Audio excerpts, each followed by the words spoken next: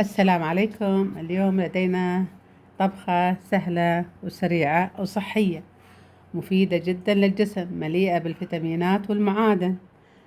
هي سلطة الملفوف. دائما نشتريها من المطاعم، لكن في البيت أحلى بكثير صناعتها وسهلة. طريقتها نحن نخلط زبادي مع لبن وشوية سكر. يفضل انه يكون سكر من DXN عشان غير مكرر، ما في مواد كيميائية، صحي، سكر صحي. وايضا قليل من عصير المرنزي.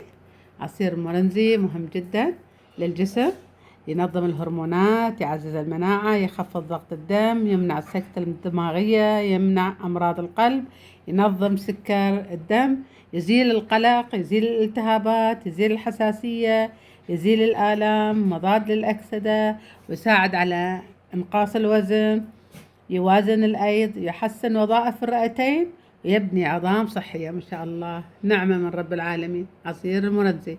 وحتى مهم للي يحبون يتركون التدخين، يساعد على ترك التدخين.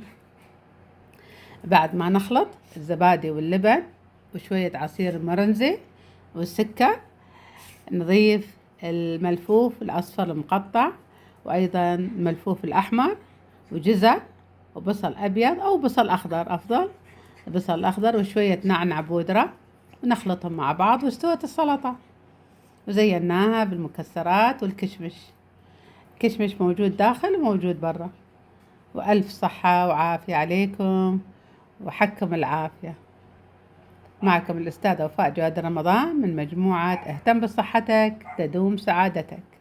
صحة وعافية في سلطة جمعنا خيرات الطبيعة وخيرات DXN اللي هو المرنزي والسكر الغير مكرر الصحي. والله يعطيكم العافية، ومع السلامة، في حفظ الله ورعايته.